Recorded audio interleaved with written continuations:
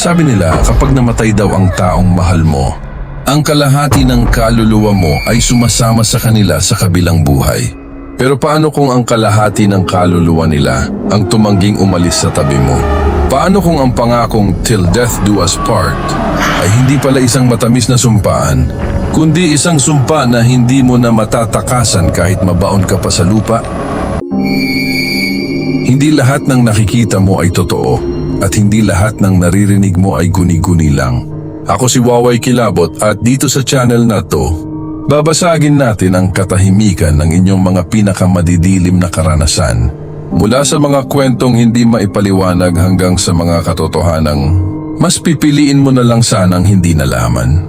Handa ka na bang makinig? O mas pipiliin mong magtalukbong na lang ng kumot? Sina David at Sarah, 10 taon silang magkasama. Sa loob ng 10 taon na yon, wala silang ibang hinangad kundi ang tumanda sa piling ng isa't isa.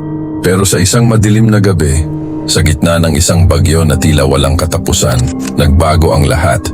Isang maling liko, isang madulas na tulay, at sa isang iglap nawala si Sarah. Isipin mo ang unang gabi ni David na mag-isa sa bahay nila. Yung bahay na dati ay puno ng tawanan at amoy ng masarap na luto. Ngayon ay naging isang malaking kabaong na gawa sa semento. Yung katahimikan, hindi yun yung tahimik na nakaka-relax. It was a deafening silence. Yung amoy ng mga bulaklak mula sa punerarya, parang humalo na sa bawat hibla ng kurtina at bawat hibla ng unan. Sa mga unang linggo, parang lutang si David. Gabi-gabi siyang nakaupo sa gilid ng kama, tinitingnan yung bakanting pwesto ni Sarah. Doon, nagsimula ang mga sense na hindi maipaliwanag. Yung biglang paglamig ng kwarto kahit tirik ang araw. Yung pakiramdam na may nakatitig sa likod mo habang naghuhugas ka ng pinggan. Yung mahinang kalos sa ilalim ng sahig. Shritch, shritch. Parang may kuko na dahan-dahang kumakamot sa ilalim ng kama mo habang natutulog ka. Isang buwan matapos ang libing, nagsimula na ang totoong kilabot. Nagising si David sa gitna ng gabi dahil sa isang kakaibang tunog. Drip, drip, drip. Tunog ng tubig na tumutulo sa sahig ng banyo.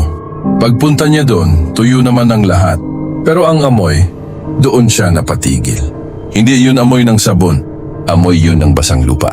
Yung amoy na malalanghap mo lang sa sementeryo pagkatapos ng malakas na ulan. At sa salamin ng banyo, nakita niya ang isang bakas ng kamay, isang maliit na bakas ng kamay na puno ng putik.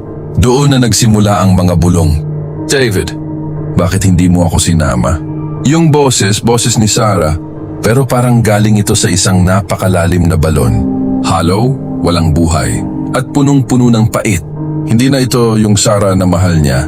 Gabi-gabi, lalong nagiging sense ang presensya sa bahay. Yung mga gamit ni Sarah na itinago na ni David sa attic, isa-isang bumabalik sa kwarto.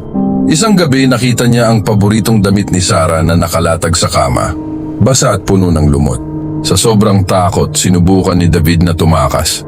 Pero pagdating niya sa pinto, narinig niya ang paglock ng lahat ng bintana. Sabay-sabay, klak, klak, klak.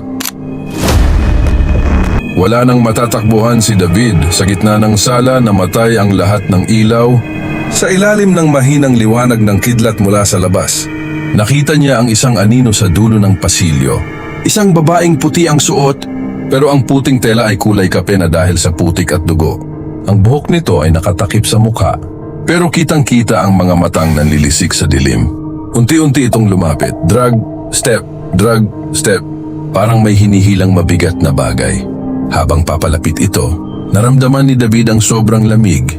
Yung lamig na nanunuot sa buto. At doon niya nakita ang mga daliri ni Sarah.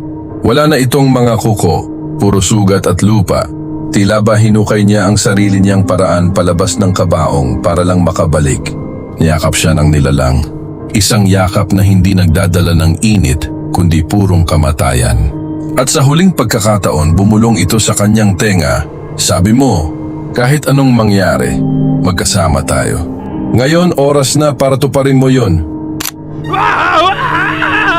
Kinabukasan, natagpuan ng mga awtoridad ang bahay na sarado. Walang bakas ng sapilitang pagpasok. Pero sa loob, natagpuan nila si David sa kama.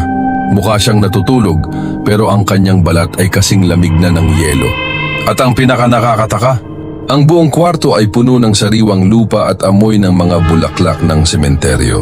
Kaya ikaw, kapag nangako ka sa taong mahal mo, siguraduhin mong kaya mong panindigan yon. Dahil ang mga patay, hindi sila marunong makalimot. At lalong hindi sila marunong magpatawad. Sana ay naging sense sa inyo ang aral ng kwentong ito.